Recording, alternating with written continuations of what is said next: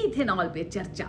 Ethanol petrol E20 अर्थात 20% ethanol मिश्रित petrol के संबंध में इस पेट्रोल से पुरानी और नई गाड़ियों में खराबी, माइलेज कम होने, इंजन को नुकसान होने, बीमा रद्द होने और पेट्रोल में गन्ने का रस मिलाने जैसी तमाम चर्चाएं जनता में इस समय प्रचलित है।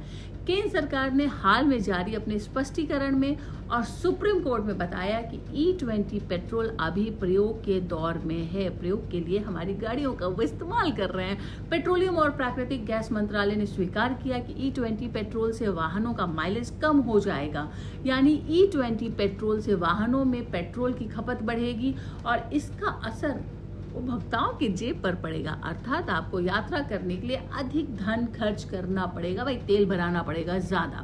मंत्रालय ने स्वीकार किया कि E20 पेट्रोल से वाहनों के इंजन, धातु या प्लास्टिक पुर्जों को गंभीर नुकसान नहीं होगा। शब्दों पे ध्यान दीजिएगा, गंभीर नुकसान नहीं होगा, अर्थात थोड़ा बहुत नुकसान हो सकता है। कुछ पुर्जे खराब हो सकते हैं जिन्हें आपको बदलवाना पड़ सकता है। सरकार का कहना है कि America, Brazil, Canada, Japan, Thailand और कई यूरोपीय देश मिश्रित ईंधन का वर्षों से प्रयोग कर रहे हैं। भारत में ARAI की निगरानी में हजारों किलोमीटर का परीक्षण किया गया है, किंतु ये परीक्षण कब, कहां, किस वाहन पर किया गया है, इसकी रिपोर्ट अभी सार्वजनिक नहीं की गई है, न किसी जनता को दिखाई गई है।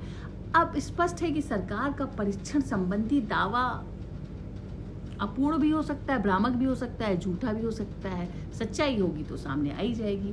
सरकार का कहना है कि आधुनिक वाहनों को इस तरह से डिजाइन किया गया है कि पानी टंकी में प्रवेश ना कर सके, किंतु सरकार ने यह नहीं बताया कि जो पुराने पेट्रोल वाहनों का जो हम इस्तेमाल अभी तक कर रहे हैं उसकी सुरक्षा का क्या व्यवस्था है। उसकी सुरक्षा का कोई व्यवस्था नहीं है, वो खराब हो जाएगी, कहीं भी सीज हो जाएगी। सरकार ने इसका कोई स्पष्टीकरण और आंकड़ा जारी नहीं किया है कि E20 पेट्रोल से कुल कितना पैसा बचा, कार्बन उत्सर्जन में कितनी गिरावट आई, AQI में कितना सुधार हुआ, अभी तक कुछ भी स्पष्ट नहीं किया। अब तक की जानकारी और सरकार के स्पष्टीकरण से यह स्पष्ट होता है कि E20 पेट्रोल से वाहन कंपनियों को लाभ है, क्योंकि पुरानी गाड़ियों के इंजन पर गंभीर नुकसान तो नहीं होगा, किंतु थोड़ा बहुत नुकसान होगा। उपभोक्ता अपनी पुरानी गाड़ियों को कौड़ियों के भाव बेचेगा, लोन लेगा और फिर से नई गाड़ी खरीदेगा। वाहन कंपनियों को और लोन देने वाले बैंकों को हजारों करोड़ का मुनाफा होगा। ये हजारों करोड़ का फायदा अंत में किसको मिलेगा, ये मुझे आपको बताने की जरूरत नहीं है, आपको सब पता है। गाड़ियों के पुर्जे खराब होंगे तो पुर्जे बनाने वाली कंपनियों को मोटा मुनाफा होगा, मोटर मिस्त्रियों को, मोटर गैराज वालों को बिजनेस मिलेगा, बिजनेस बढ़ेगा, बीमा कंपनियों का बिजनेस बढ़ेगा और मोटा कमीशन उनकी जेब में जाएगा। पुरानी गाड़ियों का इंजन खराब होगा तो क्या होगा, कबाड़ वालों को स्क्रैप का सामान मिलेगा, क्योंकि दूसरा तो कोई इस गाड़ी को खरीदेगा नहीं इंजन खराब होने के बाद। तो कबाड़ वालों का भी धंधा ऊंचाइयों पे जाएगा। नई गाड़ी बिकेगी तो सरकार को हजारों करोड़ का टैक्स मिलेगा।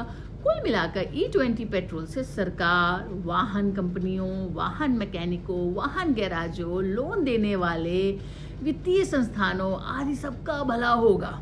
इससे देश तरक्की और विकास की नई ऊंचाइयों पर पहुंचेगा। बस सिर्फ जनता को अपनी देशभक्ति दिखानी पड़ेगी।